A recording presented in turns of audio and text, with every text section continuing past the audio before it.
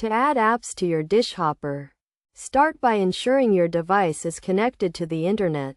Navigate to the home screen by pressing the home button on your remote control. Scroll down to the Apps section and select the App Store. If you do not see the App Store, you may need to scroll to the right to access the More Apps section.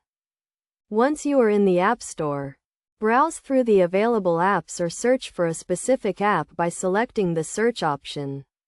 When you find an app you want to add, select it and choose the Install option.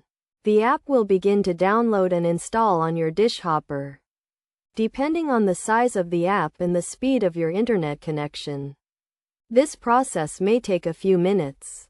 Once the app is installed, you can find it in the My Apps section of the home screen. To move the app to a more convenient location, select the app and press the Options button on your remote control.